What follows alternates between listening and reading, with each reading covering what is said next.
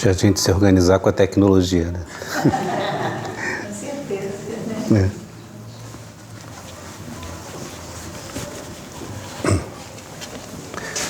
Boa noite a todos. Boa noite. Aos nossos corações, a paz e a graça de nosso Senhor Jesus Cristo. Vamos agradecer primeiro a Deus e a Jesus a oportunidade de estarmos aqui reunidos em torno do Evangelho, buscando com Kardec a doutrina espírita que nos ilumina, que nos clareia o entendimento, né, dos textos sagrados, porque os ensinamentos nos foram trazidos aqui, né, por Jesus e pelos profetas, e para nós, 2000 anos depois, eles parecem ininteligíveis, muitas vezes difíceis para nós, o entendimento, a sensibilidade desse entendimento. Então Kardec, ele aclara para a gente as linhas sagradas, nos dando a oportunidade das reflexões que fazemos nos templos sagrados, como também podemos fazer nas nossas casas, né, com o Evangelho no lar. Então, que Deus e Jesus nos abençoe e também vamos elevar os nossos corações aos nossos anjos guardiães, nossos protetores, aqueles que aqui nos trouxeram, muitos com muito esforço, né, para que a gente viesse, e outros viemos de boa vontade, mas cá estamos, né, reunidos em nome de Jesus para louvar, glorificar e dar graças por essa reunião em torno da palavra divina. Que sejamos aqui instrumentos de propagação da luz, da graça, da paz e da palavra divina aos corações humanos desta terra. Que Deus e Jesus nos abençoe nestas nossas reflexões de hoje. Que assim seja. Então, para nós iniciarmos,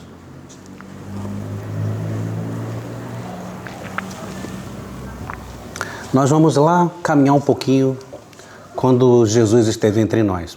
Nós vamos trazer algumas citações bíblicas, alguns textos do Evangelho segundo o Espiritismo e algumas citações bíblicas. Ao final, se alguém quiser relembrar ou anotar, ou que eu reprise ou traga a referência, é só me procurar que a gente traz, né, o texto que foi citado. Então, começando com Jesus, lá na época em que ele esteve entre nós, muitos seguiam Jesus, mas seguiam também pelos seus interesses, porque Jesus curava, Jesus acalmava os corações, Jesus pacificava, Jesus expulsava, entre aspas, os demônios, curava, né? Então as pessoas seguiam Jesus para o alívio das dores. Vamos lembrar então que naquela época não existia fogão, nem ar-condicionado, nem geladeira, nem televisão, nem as roupas que nós vestimos hoje, né, tecidas em algodão. Então, éramos mais primitivos, as necessidades eram maiores, a sobrevida humana era mais curta, os sofrimentos eram mais doloridos, eram mais encarniçados, na carne e na alma. Então, aqueles que seguiam Jesus buscavam esse alento, buscavam este alívio. Lembremos-nos então que o Cristo de Deus, Jesus, ele não veio nos curar, nem àquela época e nem agora. Jesus veio nos fortificar na fé para que nós nos curemos, para que nós nos fortaleçamos e possamos assim, aurindo forças em nós mesmos, porque somos divinos, espíritos de luz criados à imagem do Pai, à imagem e à semelhança de Deus, trazemos em nós virtudes e no culto dessas virtudes nós angariamos forças e assim podemos nos curar.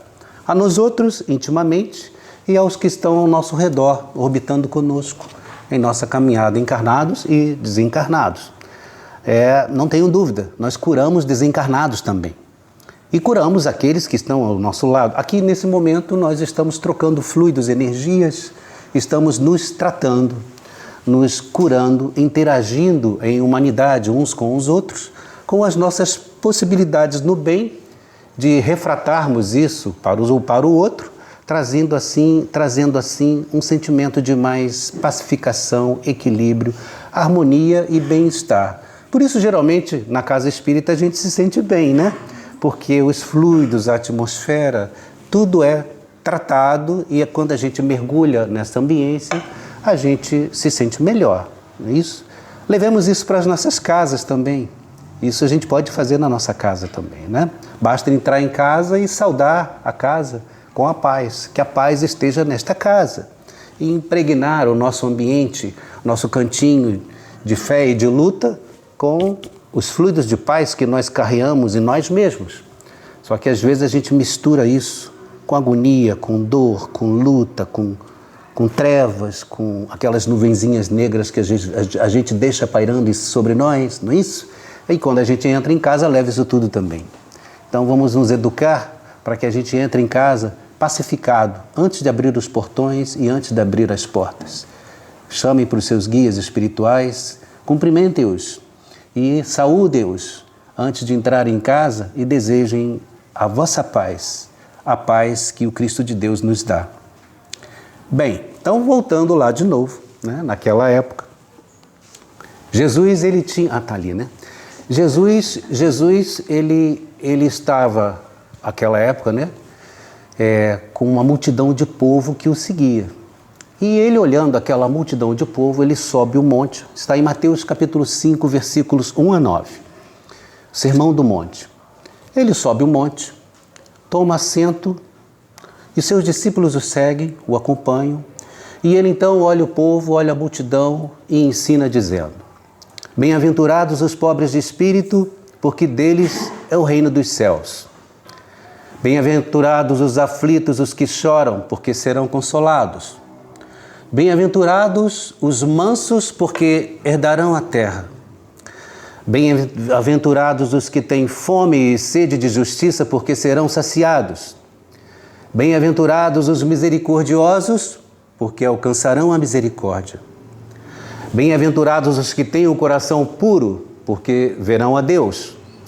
Bem-aventurados os pacíficos, os pacificadores, porque serão chamados filhos de Deus. Então, queridos, quando Jesus projetava isso para o povo, isso era do seu coração, ele estava mostrando para o povo que a vida futura vai ser melhor. Ele mostrava àquela época que aqueles de nós que estávamos lá, viveríamos hoje. E viveríamos tempos melhores, momentos melhores, no mundo melhor, em corpos melhores. Com menos dor e com mais sobrevida no corpo. Com mais tempo de aprendizado. Então Jesus trazia para nós consolo e esperança. Consolo e esperança são o nosso remédio. Porque se nós vivermos pautados na consolação de que Deus é Pai e misericórdia pura e viva para conosco, e que essa é a nossa esperança, porque Deus é a nossa misericórdia, sempre, pelo bem, pela justiça, pelo amor, que Ele irradia para nós a todo tempo, porque Deus nos ama, nós nos curamos dos males que trazemos.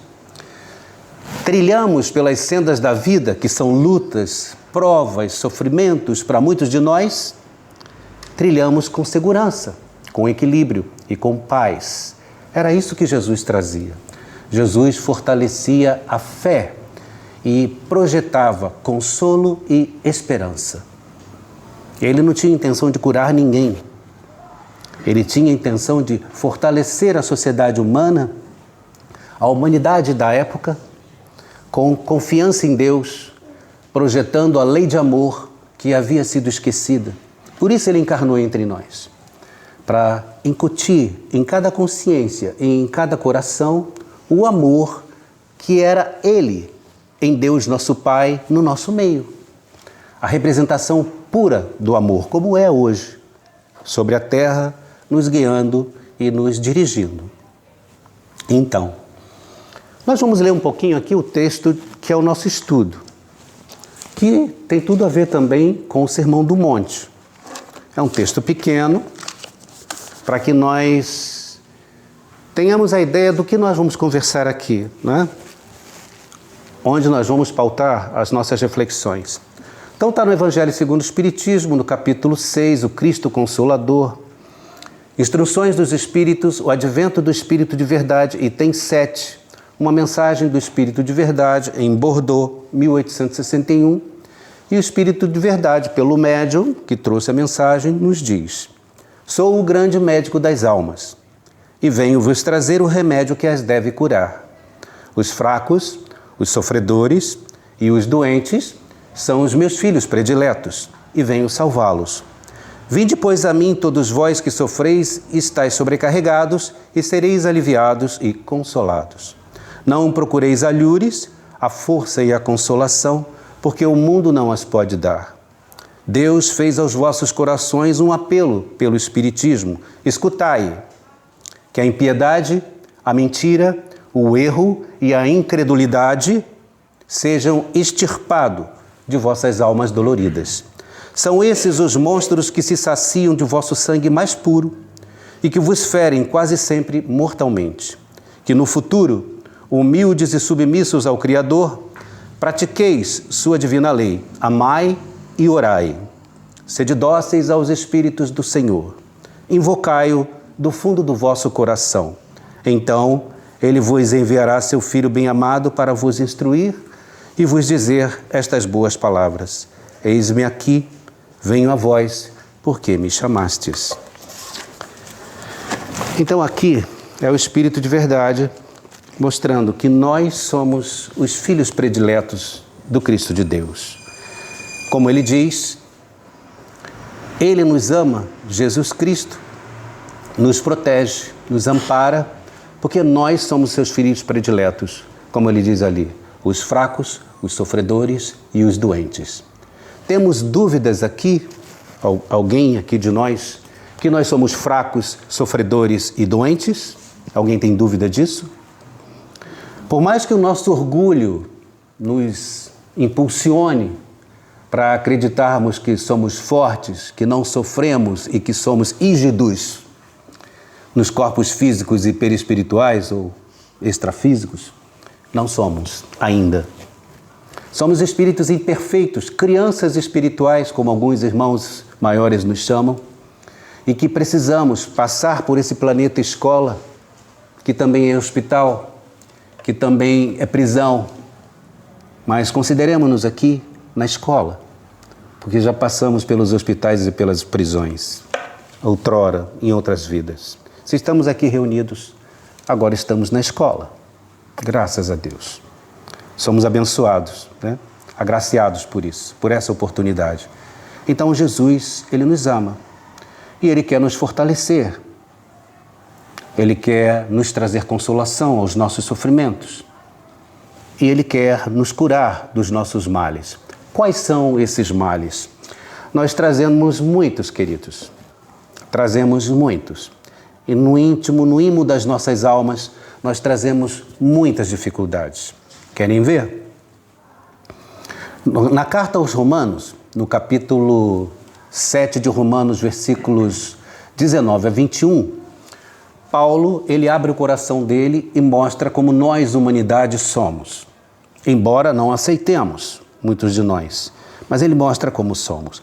Ele, em primeiro, ele se mostra como ele é, porque ele sabe quem ele é, ou até o que ele fez e quem ele foi.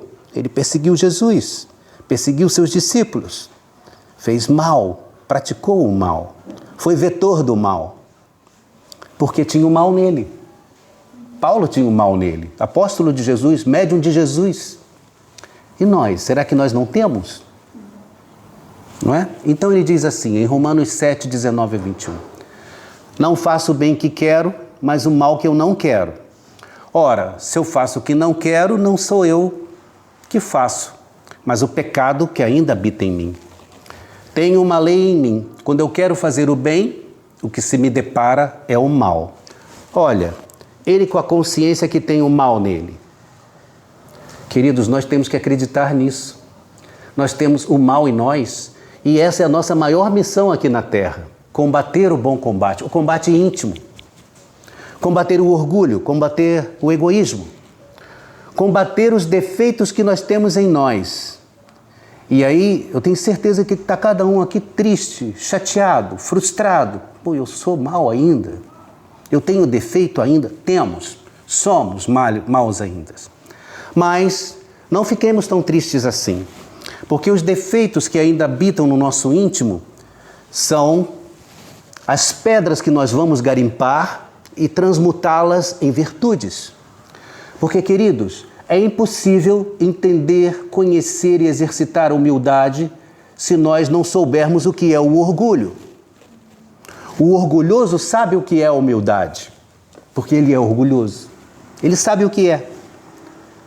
Agora, se nós não soubermos o que é o orgulho, impossível identificar a humildade. Então não fiquem preocupados. O que a gente tem que fazer é diminuir o orgulho e aumentar a humildade. Ou extirpar o orgulho e vivenciarmos humildemente a vida. Então, defeitos que trazemos são simplesmente ferramentas de trabalho que temos que burilar, né? Que vão fazer com que possamos burilar os males, estes males que trazemos e aurir, daí de nós mesmos, virtudes. Então, por isso passamos pela terra, para transformarmos-nos em espírito melhorados, para alcançar a graça e entender a vontade de Deus, seguindo as suas leis. Mas para isso, há que se combater o bom combate. Como Paulo disse, né, para Timóteo, em 2 Timóteo 4, 1 a 7, 1 a 2, né? Combati o bom combate, terminei a corrida, guardei a minha fé, agora só me resta a coroa dos justos que o Senhor, o justo juiz, me dará naquele dia. Consciente ele de que ele fez o seu melhor. É assim que a gente tem que viver a vida aqui, combatendo o bom combate e sem ficar triste ou magoado porque não conseguiu fazer tudo o que poderia fazer. Façamos o que nos é possível. Eu não posso vir à casa espírita todo dia, de segunda a domingo, né? A minha esposa fala para eu levar a cama lá para o fonte. Aí a gente não pode ir todos os dias. Mas venhamos quando for possível para a gente, porque o primeiro compromisso nosso aqui é a encarnação. A casa espírita, ela sabe esperar. Mas venhamos à casa espírita. Venhamos aos templos, como os outros também de outras religiões. Procuremos o templo, que é a nossa casa de oração, é o nosso templo de serviço, é a nossa oficina de fé. Aqui trabalhamos a fé. Então, fracos, sofredores e doentes, somos todos nós. E quais são as enfermidades que o Espírito de Verdade pontuou aqui para a gente?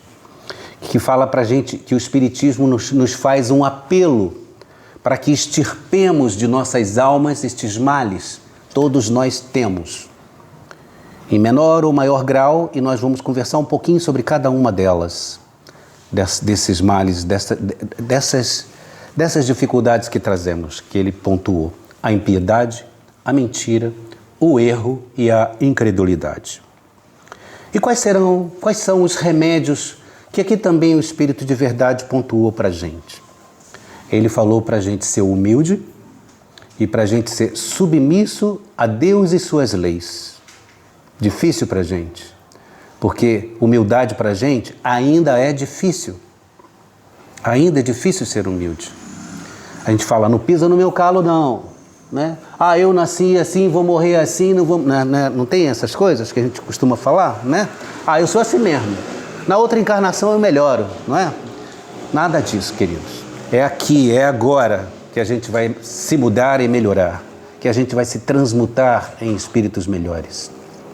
É aqui, é agora, é o momento, é nesta encarnação. Na outra encarnação eu serei melhor. Claro, mas porque trabalhou nessa, para ser melhor na outra. Então não viemos aqui para ficar debaixo dos coqueiros, tomando água de coco, não. A gente veio para trabalhar, veio para produzir no bem. É para isso que a gente veio aqui. Mas, mesmo produzindo no bem, nós não podemos fazer assim, eu vim para a casa espírita, trabalhei muito, produzi muito, limpei tudo, varri, fiz palestra, dei passe, olha, tô cheio de bônus hora, tô construindo meu cantinho lá no céu. Nananina, não é assim que funciona. João, lá em capítulo 15, versículos 1 a 5, ele fala da videira verdadeira. Vocês vão lembrar, Papa Pio XII falou muito disso, né? E Jesus diz assim: eu sou a videira verdadeira e o meu pai é o agricultor. Todo ramo que não der fruto em mim, ele o cortará e o lançará ao fogo. E podará ainda também todo o que der fruto, para que dê mais fruto. Então, possamos nós dar bastante fruto, que mesmo assim seremos podados e passaremos pelas provas, pelas lutas e pelas expiações.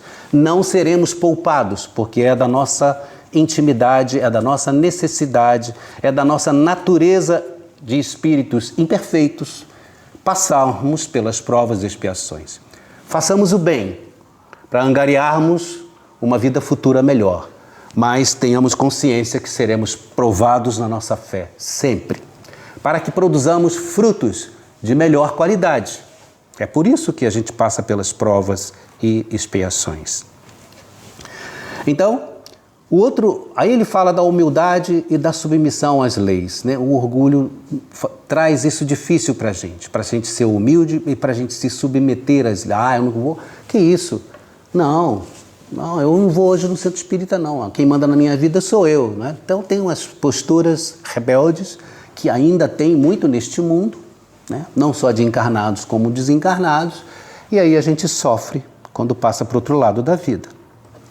E sofre quando retorna à vida do corpo, porque ainda não se educou, ainda não se pacificou, ainda não se harmonizou com as próprias leis naturais e com as leis de Deus. A outra situação que ele dá como remédio para a gente é amar e orar. Outras coisas difíceis para a gente, outros exercícios difíceis.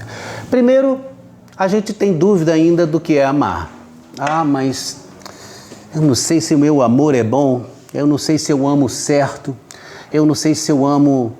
eu queria amar como Jesus. Queridos, amar é viver a nossa vida fazendo o melhor de nós, com a consciência plena de que a gente fez o melhor. Amar é voltarmos para nós mesmos, identificarmos as dificuldades que temos em nós e nos perdoarmos pelo que nós somos. E não esconder debaixo do tapete do coração as dificuldades, os defeitos que nós temos e querer parecer para o outro que você é perfeito ou que você é bonzinho. Como a gente faz aqui, penduramos a nossa mochila dos defeitos lá fora e aqui todo mundo é bonzinho. Aí quando a gente sai, bota a mochilinha dos defeitos e aí os cachorros que fujam, que a gente chuta um monte deles, né? Então, é assim que a gente tem que entender. Aceitarmos como nós somos. Perdoarmos-nos primeiro, individualmente. Eu tenho que voltar para mim, aceitar o que eu sou e me perdoar. Assim eu estou me amando. Não adianta eu querer amar o próximo ou querer amar a Deus se eu não me amo primeiro. Se eu não me visto bem, se eu não tomo meu banho, se eu não me cuido, se eu não passo o batom no meu bico, se eu não faço o meu cabelo, se eu não corto o meu cabelo, não é? As mulheres estão bonitas, né? Os homens estão apensoados, estão, né? Botar um perfuminho. Então eu tenho que me cuidar, eu tenho que zelar pelo corpo que Deus me deu, pela ferramenta de manifestação de mim, espírito, para a sociedade humana, para que me vejam, para que possam interagir comigo, para que não me repilam, que não tenham asco de mim, que me aceitem em sociedade. Então eu tenho que me amar primeiro. Aí assim eu posso projetar de mim o meu melhor para o outro e amar o outro. E eu não preciso fazer força para amar a Deus, porque se eu me amo e amo o próximo, Deus me ama e eu amo a Deus. Então amar é isso. A gente não tem que fazer força para amar. Cada um ama do seu jeito. E a oração é outra dificuldade que a gente tem. Eu quero orar igual aquele palestrante. Eu quero orar que nem a tarifeira que veio ali, que fez aquela prece linda. Não é assim. A oração, ela brota da gente de como nós somos para Deus. Deus sabe o que somos. Deus sabe o que esperar de nós a cada momento. E pelo simples fato de minha consciência estar com Ele, isso já é uma prece. Se eu paro e falo assim, meu Deus, às vezes a gente toma um susto, né? Meu Deus, isso já é uma prece. É uma evocação. Só em se voltarmos para Ele, isso já é uma prece. Pensarmos nele. Eu quero fazer uma prece para o meu guardião para que ele fique perto de mim. Não precisa. Só pensa nele. Meu guardião, meu protetor. Pronto, ele já está aqui do lado. E isso é uma prece. A prece ela é simples. A prece é a projeção de nós, de como somos, do que acreditamos no que somos. A gratidão por existir, a gratidão pela vida. Quando a gente acorda, agradece a Deus por estarmos no corpo, estarmos de volta ao corpo, né? Quantos dormem e não retornam? Continuam no plano espiritual, sabe-se lá onde, né? Mas quantos dormem e não retornam e nós retornamos? Então agradeçamos a Deus pelo retorno à vida no corpo e poder continuar nas trilhas da provação, sendo testado, provado, ganhando as experiências necessárias para o progresso, qual é o nosso progresso? Estarmos cada vez mais próximos do Pai, porque Ele está perto da gente, nós é que nos afastamos dEle. Então esse exercício é constante, é o sentimento de gratidão. Isso é louvar, é glorificar, é amar a Deus, é estar em prece com Ele. A sensação de gratidão pela vida. É simples assim. Aqueles sofridos lá, Jesus levava isso. A consolação e a esperança, a gratidão a Deus, a confiança em Deus. Isso é fé. Então, aí a gente vai mais trilhando pelo Evangelho. No Evangelho segundo o Espiritismo, tem um capítulo 6, o tema, ele fala dos trabalhadores, né? Dos trabalhadores da vida. Nós, reencarnantes, somos trabalhadores da vida. Tem duas passagens que nós pontuamos que a gente acha interessante. O começo e o final da mensagem do Espírito de Verdade. Então ele diz assim no começo: venho ensinar e consolar os pobres deserdados. Nós. Venho lhes dizer que elevem sua resignação ao nível das suas provas, que chorem porque a dor foi sagrada no Jardim das Oliveiras, mas que esperem porque anjos consoladores virão também enxugar as suas lágrimas. Então olhem, queridos, ele mostra que elevem sua resignação ao nível de suas provas. A maior dificuldade para nós é entender o que é resignação. Nós vamos falar disso lá na frente. E, sobretudo, elevar a resignação, cultuar, buscar resignação, compreensão porque nós estamos passando pela luta. Compreensão e entender porque Deus traz para nós a luta e a prova, que para nós é misericórdia, mas alguns de nós achamos que é dor e sofrimento. Porque a dor e o sofrimento ainda é a linguagem de Deus para nós. Nós, quando encarnamos, mergulhamos na dor. A Terra é um vale de dores e de lágrimas. Difícil falar isso, né? Com esse esplendor de beleza e de vida que é o planeta. Mas ainda é um vale de dores e de lágrimas. Nós mergulhamos. Quando mergulhamos no corpo, mergulhamos no vale, no mundo de dores, por assim dizer. A gente é tão acostumado que a dor para nós é natural. Piscar dói, mastigar dói, engolir dói, ouvir dói, respirar dói, fazer amor dói, fazer as necessidades dói. Mas para nós a gente nem sente mais, que a gente já está acostumado. Por isso que muitos desencarnados não querem voltar para o corpo. Por isso. Porque estar no corpo é dar o nosso testemunho de fé. É contribuir com o planeta com o que nós temos de melhor. É purificar os fluidos que o planeta nos deu pelo amor de Deus, pela misericórdia do Pai, e devolvê-los à Terra quando desencarnamos, fluidos purificados, sutilizados, e com isso a Terra progride e nós também. Então vejam, mergulhamos na dor, porque é a linguagem de Deus, é a linguagem que nós entendemos.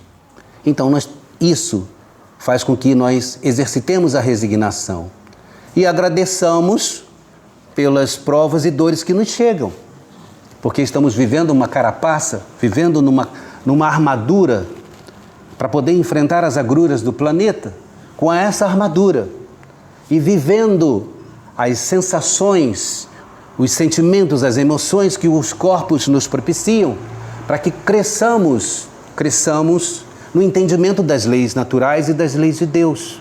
Então os corpos para nós são instrumentos de aprendizado e de trabalho. A outra mensagem que o Espírito de Verdade traz é também nesse texto que fala do trabalho, que o trabalho para nós é importante, né? Jesus dizia lá em João capítulo 5, versículo 5:17, ele diz assim: meu pai agora trabalha e eu também trabalho, não é? Então por isso que a gente não pode ficar debaixo dos coqueiros, a gente tem que prosseguir trabalhando e produzindo o que a gente pode produzir de melhor. E aí nessa frase do Espírito de Verdade, ele fala assim: obreiros, ele fala de traçar o sulco, cavar na terra aquelas valinhas para plantar, né? Antigamente faziam muito isso, agora a gente vê pouco, só se a gente entrar aqui para o interior, né, para a região rural, a gente vai ver ainda alguns trabalhadores fazendo isso. Então ele fala assim, obreiros, traçai o vosso sulco, recomeçai no dia seguinte a rude jornada da véspera. O labor das vossas mãos fornece o pão terrestre aos vossos corpos, mas vossas almas não estão esquecidas, e eu, o divino jardineiro, as cultivo no silêncio dos vossos pensamentos. E ele conclui com essa beleza de pensamento para a gente. Nada está perdido no reino do vosso Pai. Vossos suores, vossas misérias formam o tesouro que vos tornará ricos nas esferas superiores, onde a luz substitui as trevas e onde o mais desnudo de todos vós será talvez o mais resplandecente. Então vejam, tudo que a gente produz com suor, com trabalho, com sofrimento, com desgaste no corpo aqui, que a gente muitas vezes reclama, é computado na economia espiritual. Nada se perde. Tudo isso vai ser contado. E quando a gente retornar, a gente vai ter isso numa televisãozinha, lá numa tela, para a gente estudar e ver onde ele errou e onde a gente produziu melhor, onde a gente pode melhorar. E assim a gente planeja a encarnação seguinte e retorna para os corpos, né? Com mais fé, com mais esperança, com mais vontade de trabalhar, com mais vontade de melhorar a vida e o planeta. E aí, eu tenho que olhar para lá. E aí nós vamos entrar no nosso primeiro ponto aqui. Eu espero que a gente consiga falar, mas vai dar tempo. Que é a impiedade. Que é o primeiro mal, ou primeira enfermidade, né? Que o Espírito de Verdade e Jesus nos dá algumas receitas para a gente tratar. Qual é o remédio da impiedade? A compaixão, ou melhor, a piedade, não é isso? Então, aí a pergunta é assim, mas eu, Miguel, eu tenho esse remédio? Eu tenho compaixão em mim? Claro que temos. Claro que temos compaixão. Eu tenho piedade em mim? Tenho. Podemos ter um pouquinho mais ou um pouquinho menos que o outro, ou que alguém que já conseguiu desenvolver mais, mas tenho. Mas por que eu tenho compaixão em mim? Porque eu sou filho de Deus. O salmista, lá em Salmos, capítulo 81, versículo 6, ele diz assim: e eu disse, vós sois deuses, sois todos vós filhos do Altíssimo. Isso aí é a confirmação de que nós somos filhos de Deus. Se Deus é bondade, Deus é amor, é justiça, Deus é força, segurança, fé, paz, luz, harmonia, compaixão, caridade, indulgência, se Deus é todas essas virtudes, se Deus é o amor pleno e puro, que nós ainda não somos, mas Ele é, e eu sou filho dele, nós somos filhos dele, se Ele tem isso tudo de virtude, eu tenho também. Eu sou herdeiro dele, eu tenho o DNA de Deus em mim. Nós somos espíritos criados à imagem e semelhança do Pai. Somos espíritos. Deus é espírito e deve ser amado em espírito e verdade, como Jesus diz para a samaritana. Nós, como filhos de Deus, devemos amá-lo em espírito e verdade e cultuar em nós e buscar em nós virtudes divinas que temos. Porque hoje nós caminhamos para a nossa plenitude em divindade. Porque divinos nós já somos, porque somos filhos de Deus. A questão é que muitos de nós ainda nos achamos humanos exclusivamente. Vejam só, vamos lá na doutrina espírita. Existe pela doutrina espírita reino animal, reino vegetal, reino mineral, reino vegetal, reino animal, reino elemental, reino hominal e reino angelical. Não é? São 6 em realidade. A ciência positiva diz que existe mineral, vegetal e animal. E nos coloca no reino animal. Meu Deus do céu, hein? Espera aí. Do animal nós já passamos há muito tempo. Até do hominal que a gente habita agora, a gente já está quase saindo dele. Nós estamos indo para o angelical. Ainda tem muitos milênios pela frente, seguramente. Milênios, trilênios, tem muita coisa pela frente para a gente caminhar. Mas já passamos pelo período de humanização, já passamos. O período de humanização é o elemental que passa, adquirindo consciência do bem e do mal, distinção entre o bem e o mal, responsabilidade pelos atos, né? Livre-arbítrio, isso tudo nós já conquistamos. Então a humanização, passamos já. Estamos no hominal, como seres divinos, caminhando para a nossa angelitude. Olha o quanto nós já somos, mesmo espíritos imperfeitos ainda, somos seres divinos caminhando para Deus. É aí que a gente não tem que se menosprezar. Temos que buscar em nós as virtudes que nós temos. Então, compaixão, temos sim. A dificuldade para nós é o exercício da compaixão. Vamos lá.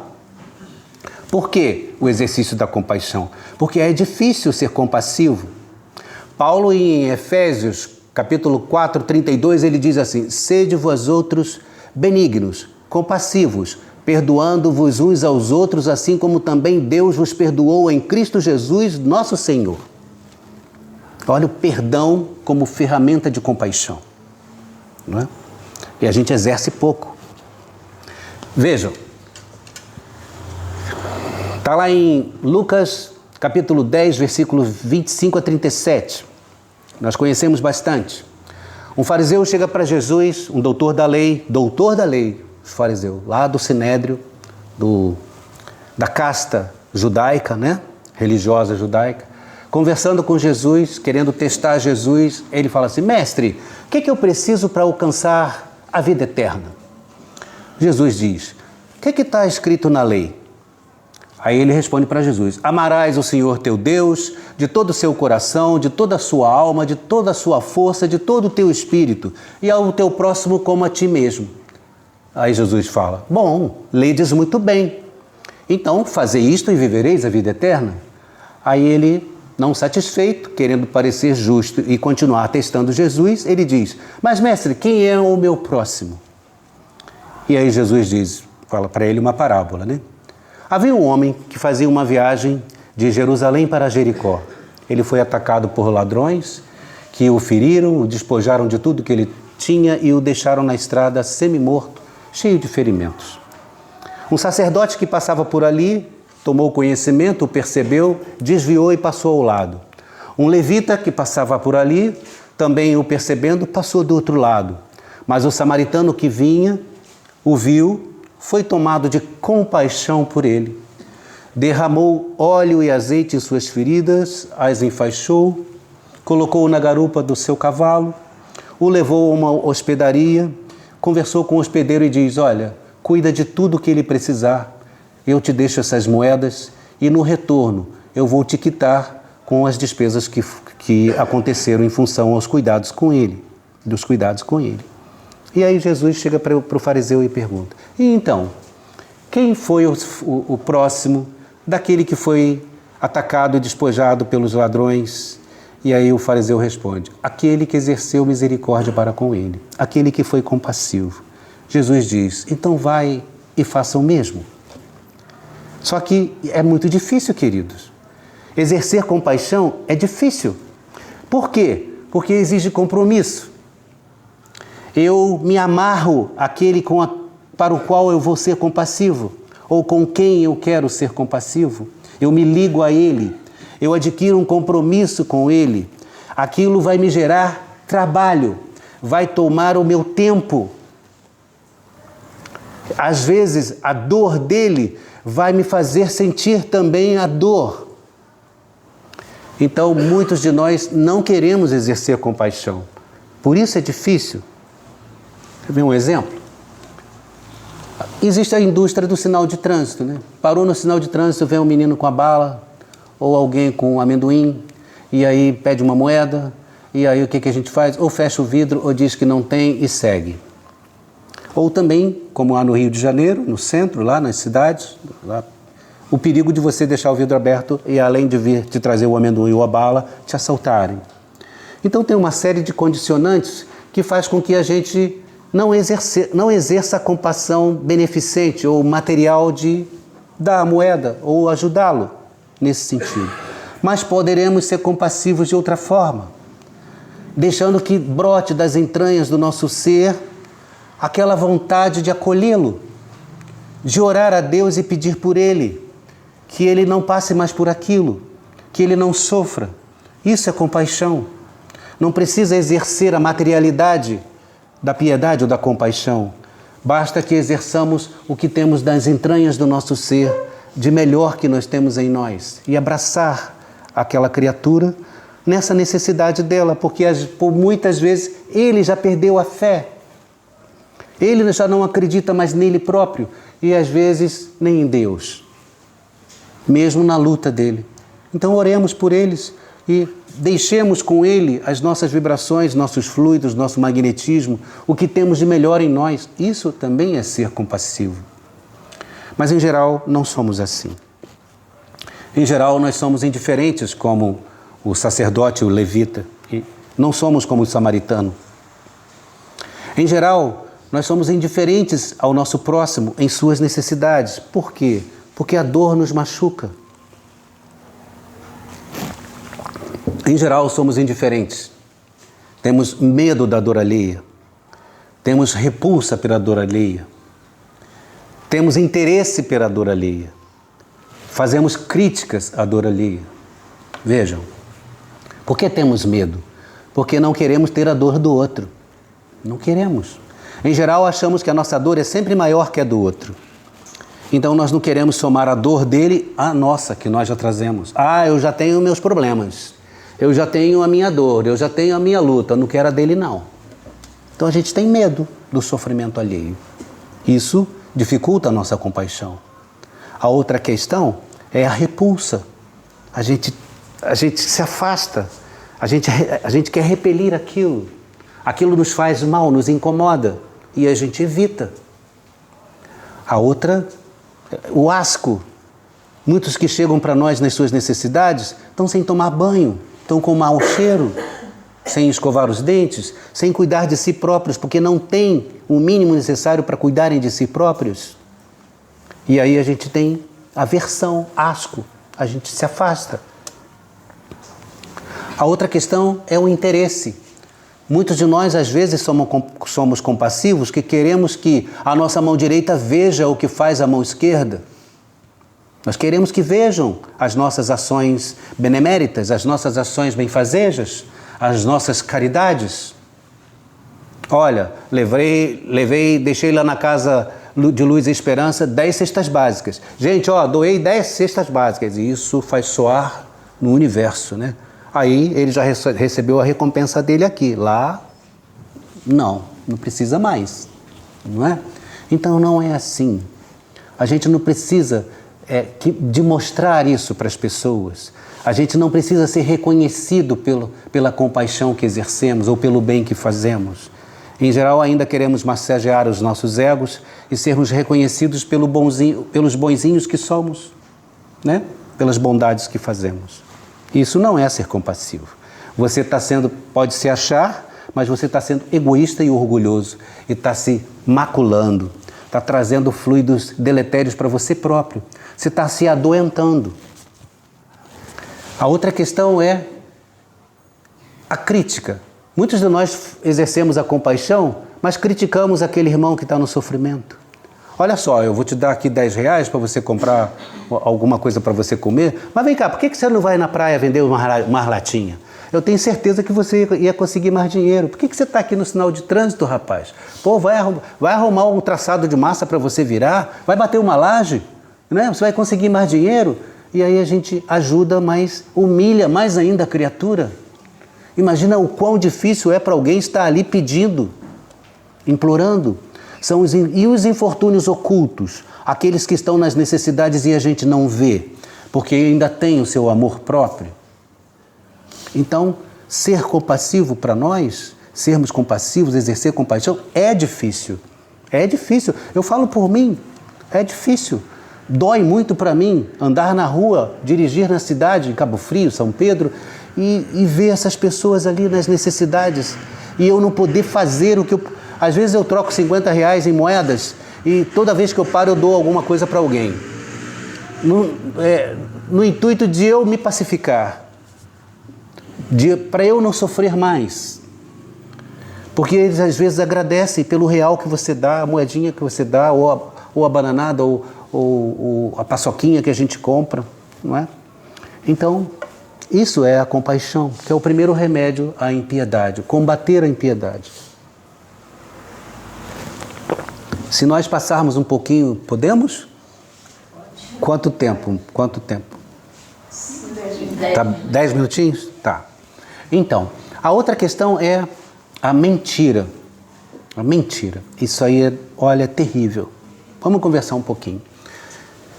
Lucas, no Evangelho, no capítulo 16, versículo 13, ele tem uma frase que diz assim: não podeis servir a 2 senhores, ou se amará a um, ou se odiará ao outro, ou se afeiçoará a um, ou se desprezará ao outro.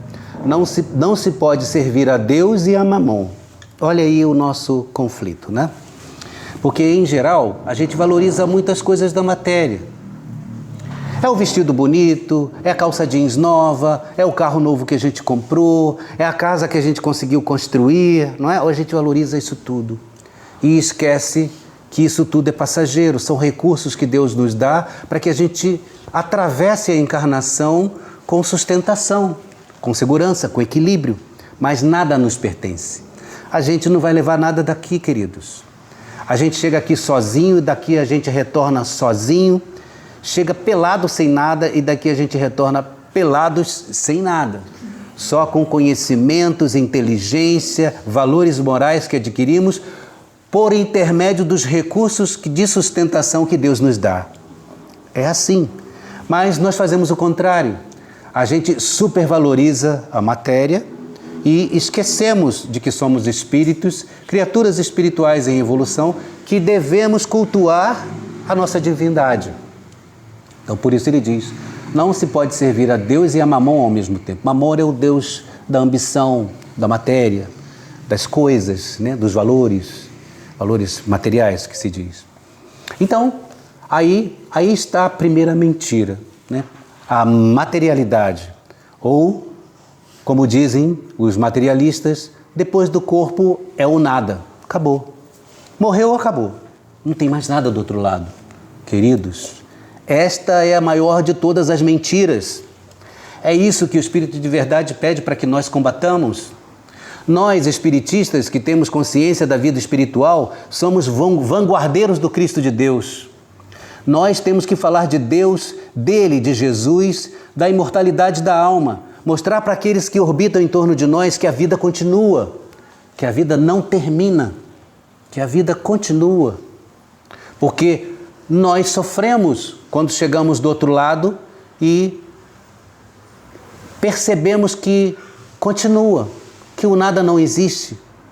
Agora imaginemos nós naqueles que acreditam que o nada existe, ou seja, que acabou o corpo é o nada. Eles chegam do outro lado, presos na escuridão, ou presos num ambiente gélido, ou presos num ambiente caloroso demais, cristalizados na culpa, cristalizados no ódio, cristalizados na amargura. E aí sofrem, porque não acreditam na continuidade da vida, que somos seres espirituais. Leiam lá a questão 165 do Livro dos Espíritos, que fala da perturbação espírita. Não vou falar aqui, que senão não vai dar tempo. Então, é importante que nós levemos essa consciência às pessoas da imortalidade da alma, que a vida continua, que há sim vida futura, que reencarnaremos, que retornaremos aos corpos melhorados que nós construímos agora para herdarmos no futuro numa terra melhor. Esta é a verdade, é a nossa verdade, a verdade que o Cristo de Deus nos trouxe. Ele fala para o fariseu que é convertido, né, numa conversa que ele tem lá no capítulo 8 de João, dos versículos 12 a 59, ele tem um diálogo com os fariseus, é muito interessante, leiam lá, é muito interessante Jesus discutindo com os fariseus, né? E aí no final um deles se converte e aí ele diz assim, ele fala assim, se permanecerdes nas minhas palavras, sereis reconhecidos como os meus discípulos e conhecereis a verdade e a verdade vos libertará. Está em João 8, 31, 32, né? Então vejam a importância de que ele, Jesus, tem para nós, de nós levarmos essa verdade. A verdade é essa, é que a vida continua, a imortalidade da alma, que somos seres eternos, criaturas siderais, que trilhamos pelo espaço. Agora o nosso porto é a Terra, mas partiremos e habitaremos outros portos, outras terras, outros mundos. E aí, a questão é, temos que ser verdadeiros. Esta é outra dificuldade para nós. Em geral, nós vivemos de aparências. Ou queremos mostrar o que não somos, ou esconder o que somos. Muitas vezes é assim. Então nós temos que ser autênticos, nós temos que ser verdadeiros conosco e com os outros. Primeiramente conosco. Temos que identificar o que somos, reconhecer o que somos, aceitar o que somos, combater o que somos de ruim que temos. Mas não tem nada de que eu sou assim, nasci assim, vou morrer assim. Não. Temos que combater os defeitos que temos e transformar esses defeitos em virtudes, como falamos. E, para com os outros, sermos firmes nas nossas palavras, verdadeiros. Sim, quando é sim, não quando é não, como diz Jesus lá em Mateus 5,37. Sim, quando é sim, não quando é não. O meio termo é do maligno, não traz nenhum bem para a gente. Então, mentir para a gente é o maior mal que fazemos. A outra questão é sermos honestos. O que é ser honesto? Honesto é observar as leis de Deus, observar as leis dos homens e observar as leis naturais. Lei natural. Não posso comer uma panela de feijoada, porque vou passar mal, não é? Vou impactar o meu pâncreas, meu fígado, vou passar mal, depois vou ter que tomar remédio. Não posso tomar uma caixa de cerveja, porque eu vou passar mal, não é? Então, a lei natural ela vai cobrar de mim. A lei natural é o equilíbrio. Toda vez que saímos do equilíbrio, nós nos tornamos enfermos. O corpo reverbera, o corpo regurgita em nós, por nós mesmos, o que nós fizemos a ele. Saímos do equilíbrio. Observar as leis naturais. Não impactar, não jogar água fora, não gastar demais, não desperdiçar os recursos que temos. Isso é da lei natural. A lei dos homens, não vamos avançar o sinal vermelho, né? Se tomou uma fechada, vai com Deus, meu irmão, vai em paz. Siga na paz de Deus, né? E não praguejar, esbravejar, como muitas vezes a gente faz, né? Então, isso é da lei de Deus, da lei dos homens. Então, estas observâncias faz com que sejamos honestos conosco e com os outros. Isto é verdade, que é o combate da mentira. A outra questão é o erro, ou, que ele disse ali, ou a revolta. Como é isso?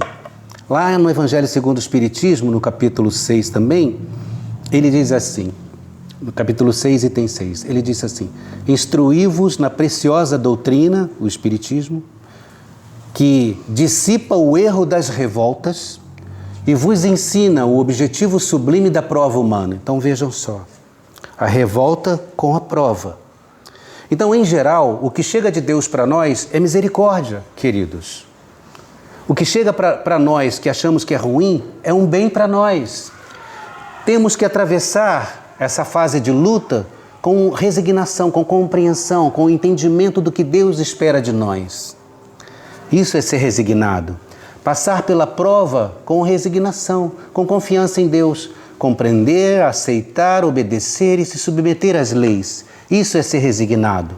Mas em geral não fazemos assim. Em geral nós nos queixamos. Nós nos indignamos com o peso da prova. Paulo, lá em Romanos, capítulo 8, 38 e 39, ele fala do amor de Deus por nós. Tudo que recebemos de Deus é pelo amor de Deus e pela misericórdia de Deus. Então ele dá o testemunho do amor de Deus. Ele fala assim: mas eu estou persuadido de que nem a morte nem a vida, nem os anjos nem os principados, nem o presente nem o futuro, nem as potestades, nem as alturas nem os abismos, nem qualquer outra criatura poderá nos apartar do amor que Deus nos testemunha em Cristo Jesus, nosso Senhor. Olha como Deus nos ama. Não importa nada neste mundo. A criatura mais cruenta, mais vil, má, que faz o mal, que mata, que faz tudo aqui de ruim nesta terra, ela é amada por Deus da mesma forma de que nós que produzimos todo o bem no mundo. Deus não nos distingue um dos outros. Chegaremos à angelitude, com certeza, antes deste que pratica o mal. Mas ele é filho do Pai, como nós somos. E Deus o ama da mesma forma. E ele vai ser um anjo da mesma forma. Na questão 116 do Livro dos Espíritos, Kardec pergunta: os espíritos inferiores estão fadados a permanecerem nas ordens inferiores eternamente? E os espíritos respondem: não, eles alcançarão a perfeição. Olha só, queridos, olha só como Deus é bom. Então nós não temos que rejeitar aquele que está desviado da luz ou do bem. Nós temos que amá-los à nossa maneira, é claro. Nós não vamos abraçar e viver com ele, tomar uma cervejinha junto, não. A gente vai acolhê-los do nosso jeito, mas temos que acolhê-los. Perdoar, essa é a primeira iniciativa. Compreender e resignarmos-nos com as provas e as lutas que nos chegam. A outra questão é a incredulidade. É o outro mal que nós temos que combater. Porque a falta de fé, incredulidade é a falta de fé, né? Paulo diz assim em Hebreus 11, 1 e 3, versículos 1 e 3, ele diz assim: a fé é o fundamento da esperança. É uma certeza a respeito de algo que não se vê. Pela fé, reconhecemos que o mundo foi formado pela palavra de Deus e que as coisas visíveis se originaram do invisível. Então vejam, o visível é consequência, o invisível é causal.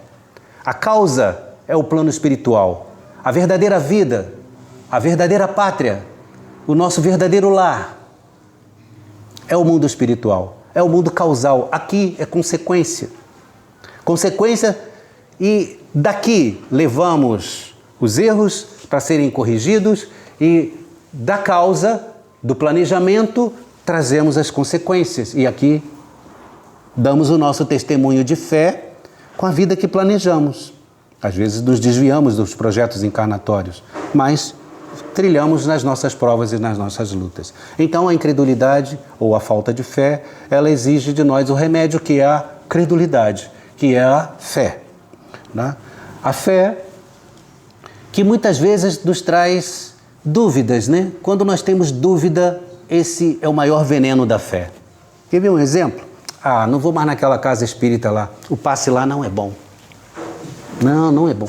Não gostei da palestra lá deles. Os cursos são fracos. Aí vai para uma outra casa espírita. Aí chega na outra casa espírita. Não gostei não. Lá é muito rígido, tem que estudar. Eu não quero, só quero assistir palestra. Aí vai para outra casa. Aí desiste do espiritismo. Aí vai para a Umbanda. Aí desiste da Umbanda. Aí vai para o Testemunha de Jeová. Ou seja, fica ciclando pelas religiões, não sabe o que quer. E o que é isso? A fé fraca. Fraco na fé.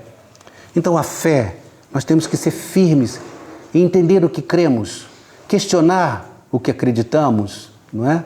Estudar, se aprofundar nos estudos, para que tenhamos bagagem, fundamento para duvidar e questionar. Isso Kardec fez e faz, né, com a doutrina espírita.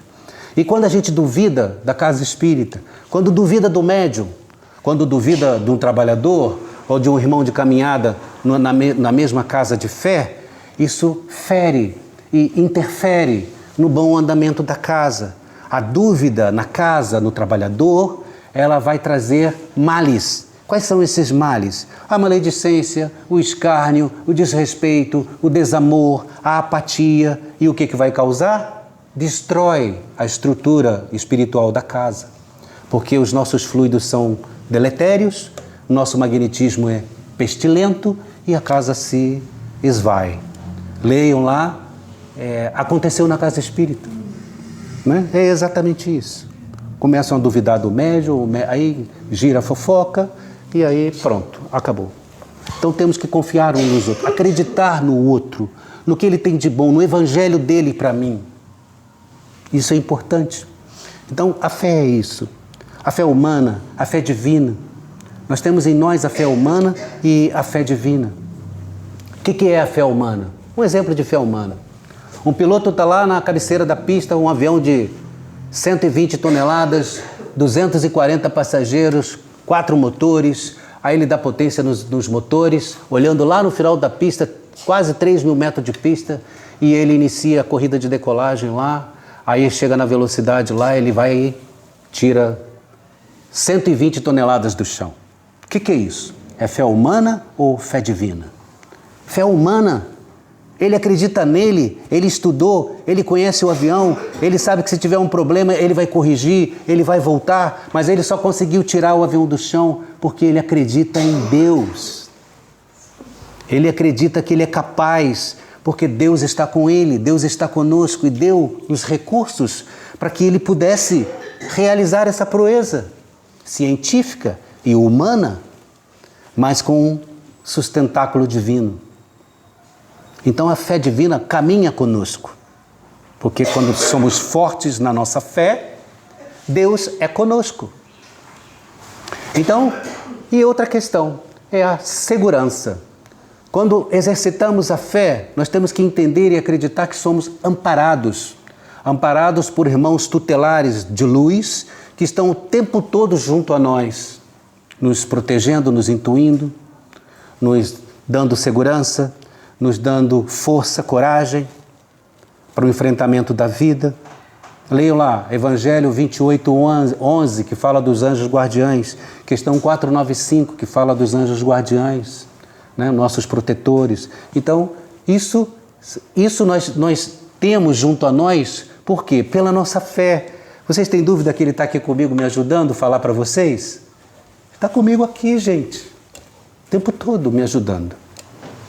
Vocês têm dúvida que está com vocês aqui, segurando as reflexões que vocês têm, pacificando os corações, amando cada um de vocês, vibrando, alegres, porque vocês estão com os corações felizes, pulsando pela fé em Deus, na crença do amor do Pai para conosco. Então é isso. Para encerrar, 8:10, né? Para encerrar, nós vamos deixar uma frasezinha de fecho, que está no Evangelho segundo o Espiritismo, no capítulo 6, item 5, no final, que nós conhecemos bastante. Mensagem do Espírito de Verdade.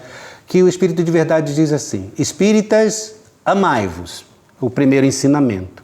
Instruí-vos, este é o segundo ensinamento. Todas as verdades estão no cristianismo, os males que nele se enraizaram são de origem humana. E eis que além do túmulo, que acreditáveis o nada, vozes vos clamam. Irmãos, nada perece. Jesus Cristo é o vencedor do mal. Sede os vencedores da impiedade. Sejamos compassivos. Amemo-nos, suportemo-nos, toleremo-nos uns aos outros. Perdoemos uns aos outros, para que assim caminhemos com mais segurança nas trilhas da terra, que são difíceis, mas caminhemos com Deus e Jesus Cristo, nosso Senhor. Que a paz e a graça de Deus sejam conosco. Graças a Deus. Muita paz, queridos. Muita paz.